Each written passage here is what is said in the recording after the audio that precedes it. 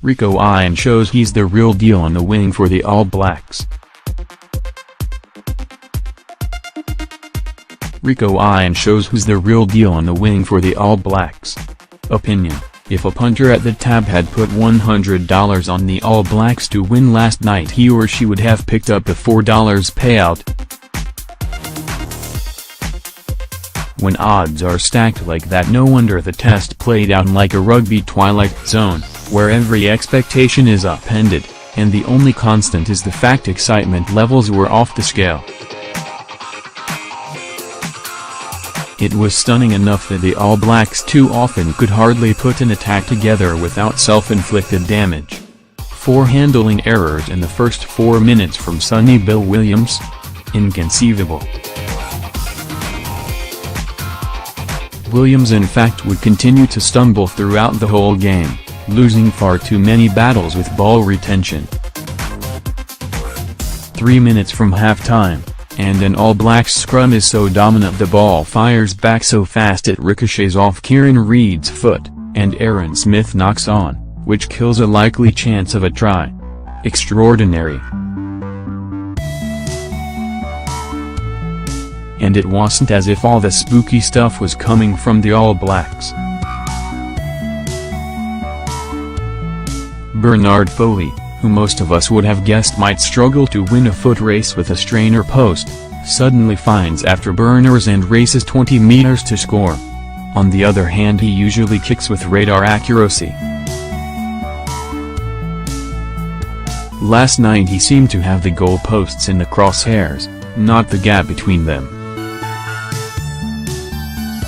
The Wallabies forwards, who in Cindy had played more like the Pussycats, appeared to have been taken over by alien body snatchers, who unfortunately for New Zealand had grit, teeth, and drive. Except, of course, for the scrum, when they were basically inept.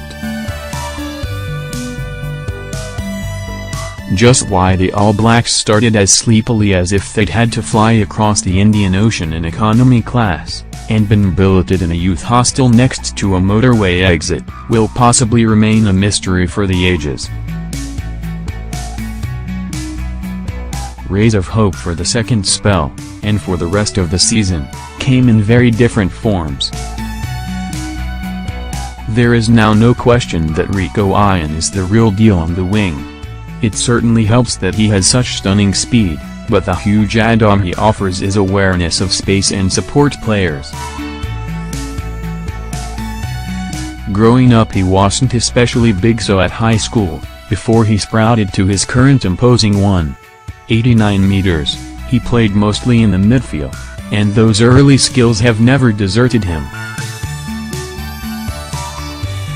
Owen Franks has been a rock in the scrum for so long it felt weird to discover he does actually have parts of his body that aren't made of sprung steel and barbed wire. So it was something of a relief to see Nepalala slot into the tight head spot with such strength and technique. The Australian scrum sometimes showed all the tensile strength of crepe paper. So what does the fact the All Blacks had to desperately scrap and scrape their way to a win actually mean for both sides? For the Wallabies, a huge rise in optimism. Yes, when the pressure became almost unbearable at times in the second spell, the Australians were offside, and caught for it so often it was strange that at least one yellow card wasn't dished out. Against Argentina and South Africa they may be buckled, maybe even broken, in the scrums, but in general play, if they can find levels they reached last night, they'll be a huge threat. The All Blacks? You might think, having grabbed a stunning get-out-of-jail victory, there'd be a temptation to, as Steve Hansen once said, to flush the dunny and move on.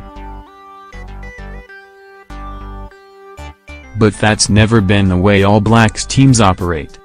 The fact is things were very bad before they got better, and their video analysis will be lengthy and brutal. And if Hansen ever sensed even a tiny touch of complacency in a lead-up before a test in the rest of the year, all he'll need to do is draw a player aside and murmur, "Come here son, I've got a video from Dunedin I'd like to show you.